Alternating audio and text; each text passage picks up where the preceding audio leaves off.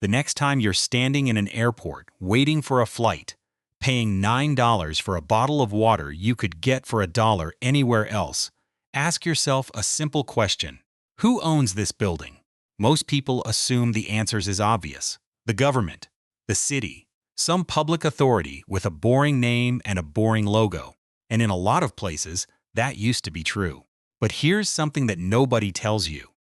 In many of the world's biggest airports, the answer isn't a government at all. It's a pension fund in Australia, a sovereign wealth fund in Qatar, a private equity firm you've never heard of, headquartered somewhere you've never been. You are standing inside a financial asset, and it is one of the most quietly profitable asset classes on the planet. This is the story of airport economics. How owning a piece of concrete that planes land on became one of the most sought-after investments in the world. Why airports make more money from parking lots and perfume shops than from the airlines themselves.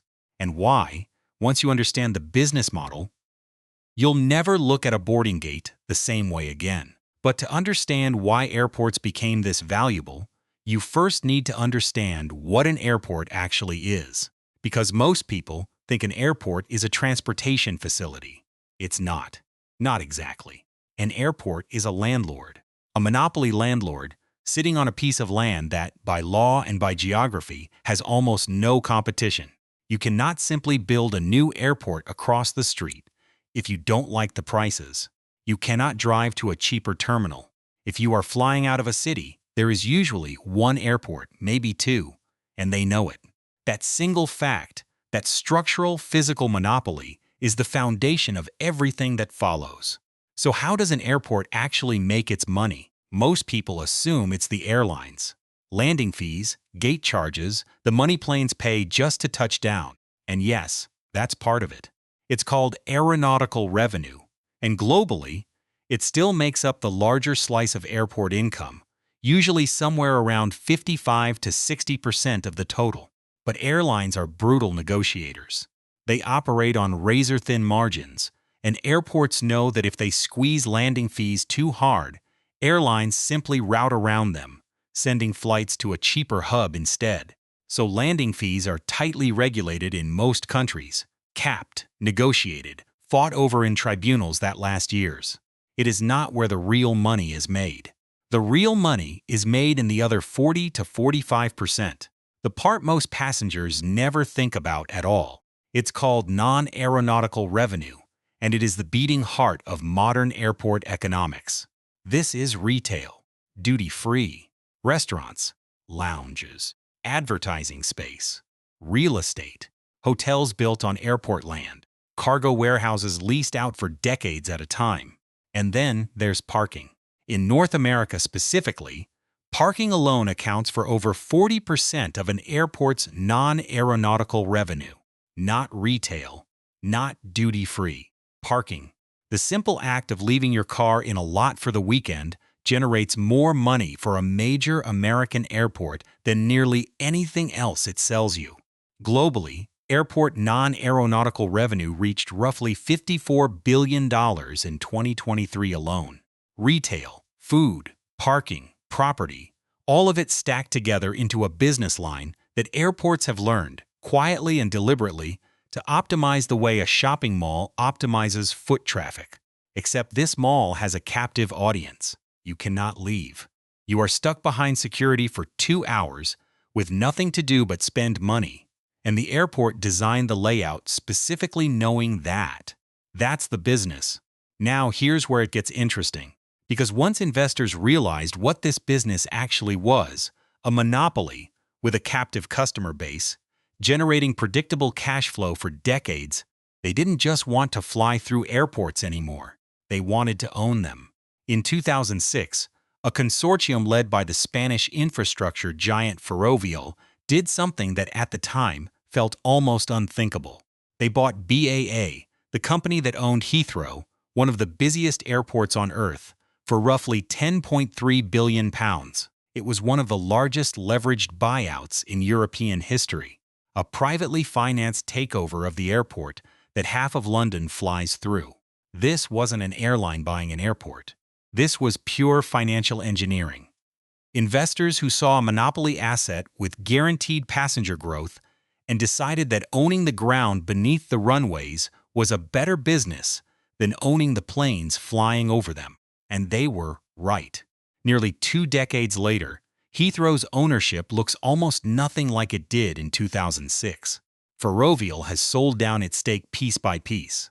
Today, Heathrow is controlled by a consortium that includes a French private investment house, the Qatar Investment Authority, Saudi Arabia's Public Investment Fund, Singapore's GIC, an Australian pension fund, and China's sovereign wealth fund.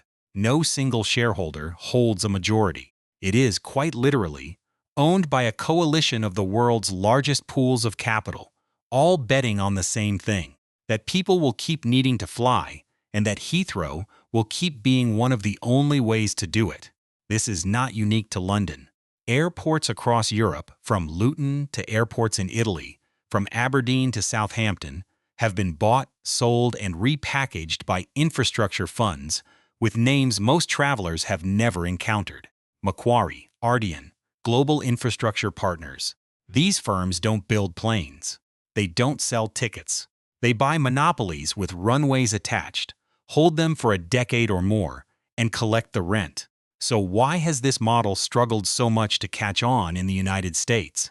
Because here's the catch: owning an airport sounds like a dream investment. Guaranteed customers, monopoly pricing power, decades of predictable growth. But it is also a political minefield, and America found that out the hard way. In 2008, the city of Chicago agreed to lease Midway Airport to a private consortium for $2.5 billion over 99 years. It would have been the first major privatization of a large hub airport in American history. The city council approved it 49-0. Then the financial crisis hit. Credit markets froze. The winning bidders couldn't raise the money to close the deal, and in 2009, the entire agreement collapsed. The investors walked away and paid a $126 million penalty for failing to follow through. Chicago tried again in 2013. A new mayor, a new process, a new set of bidders. And once again, the deal fell apart, this time because one of the 2 remaining bidders simply dropped out, leaving the city without the competitive pressure it needed to get a fair price. Twice, Chicago got to the finish line of privatizing one of America's biggest airports. Twice, it walked away with nothing signed. And this is the part that should genuinely reframe how you think about this entire industry. Airport ownership isn't just a financial bet. It's a political one. You are not simply buying a piece of infrastructure. You are buying decades of exposure to regulators, unions, city councils, national security reviews, and public backlash over who controls a piece of critical infrastructure that citizens feel, rightly or wrongly, should belong to them. That risk is exactly why airports trade at such a premium once a deal does close, and exactly why so few of them ever actually change hands in a given year. The assets are extraordinary. The path to owning one is not.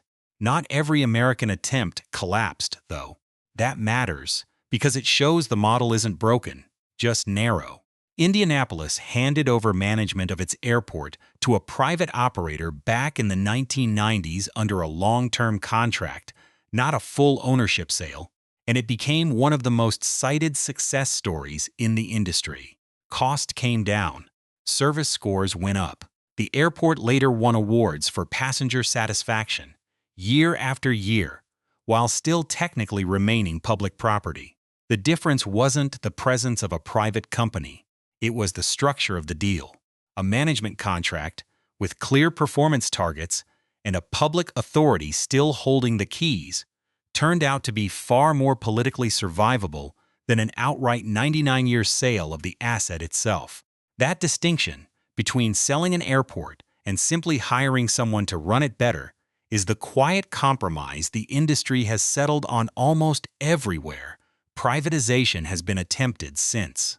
Full ownership transfers, the Heathrow model, remain rare outside of the UK, parts of Europe, and Australia. Management contracts and public-private partnerships, where the government keeps the asset but outsources the operations, terminals, or specific revenue streams have become the far more common middle ground. It's less exciting to a headline writer. It's also, apparently, less likely to blow up in a mayor's face. So let's talk about why, despite all of that friction, capital keeps flowing toward airports anyway. It comes down to one word investors love more than almost any other: duration. An airport is not a business that gets disrupted overnight. Nobody wakes up tomorrow and invents a way to teleport instead of flying. The land beneath a runway cannot be replicated a mile away by a competitor with a better app. Passenger numbers, over any multi-decade window, trend in one direction, up. Global air travel has essentially doubled every 15 years for the better part of a century, pausing only for wars, oil shocks, and a global pandemic, and recovering every single time. For a pension fund managing retirement money for teachers or firefighters decades into the future, that kind of asset is close to irreplaceable. You are not looking for a business that grows fast. You are looking for a business that cannot be replaced, cannot easily be competed with, and will still be collecting rent in 30 years. An airport checks every one of those boxes in a way that almost nothing else does. And this is why the ownership structures you see today, sovereign wealth funds sitting alongside pension funds, sitting alongside private infrastructure managers, aren't a coincidence. They are the exact profile of investor who wants that decades-long duration and is willing to accept a modest but extremely reliable return in exchange for it. But there's a mechanism underneath all of this that most people never think to ask about. How do you actually buy something that costs £10 billion? The answer almost always is debt, enormous amounts of it. The Heathrow buyout in 2006 wasn't paid for in cash sitting in a vault somewhere. It was financed the way most leveraged buyouts are financed, with borrowed money secured against the asset itself, on the assumption that the airport's steady cash flow would cover the interest payments for decades to come. That structure works beautifully when interest rates are low, and passenger numbers keep climbing in a straight line. It works far less beautifully when either of those assumptions breaks, which is exactly what happened in 2020. Airports that had been treated for years as boring, bulletproof cash machines suddenly saw passenger volumes fall by more than 90% almost overnight. The debt didn't go away. The interest payments didn't pause. Airports that looked, on paper, like the safest infrastructure bet in the world were suddenly scrambling for emergency financing just to survive a crisis that had nothing to do with how well they were run. It was a reminder that a monopoly is only as strong as the assumption that people will keep showing up, and for a few terrifying months, that assumption simply stopped being true. The owners who survived that period best were the ones who hadn't over-leveraged, the ones who treated an airport not as a quick flip, but as exactly what they'd promised their pension holders and sovereign backers it would be. A multi-decade hold, built to absorb a shock like that once or twice a century, and still be standing on the other side. But here's the uncomfortable part of this story, the part that rarely makes it into the glossy investor presentations. Every dollar an airport extracts through parking fees, duty-free markups, or restaurant rents is a dollar that comes out of someone standing in that terminal. When a monopoly landlord optimizes revenue per passenger, what that actually means, in plain language, is that the person with nowhere else to go pays more. Critics of airport privatization argue exactly this, that handing a captive, essential piece of public infrastructure to private owners chasing returns inevitably nudges the incentives away from the passenger and toward the shareholder. Higher parking rates, more retail space carved out of what used to be seating, slower investment in anything that doesn't generate a direct return. Airports will tell you their commercial revenue actually helps travelers because it keeps landing fees lower for airlines, which in theory keeps ticket prices down, and there's truth in that. But it also means the business model of a modern airport depends, structurally, on treating every person who walks through security as a captive shopper first and a traveler second. So the next time you're standing in that terminal, paying too much for a bottle of water, sitting in a chair that used to be free, but now costs money to use, remember what you're actually looking at. You are not just waiting for a flight. You are standing inside one of the most carefully engineered monopolies on Earth. A business with a captive customer base of billions of people a year, backed by sovereign wealth funds and pension funds, betting on your inability to simply walk away.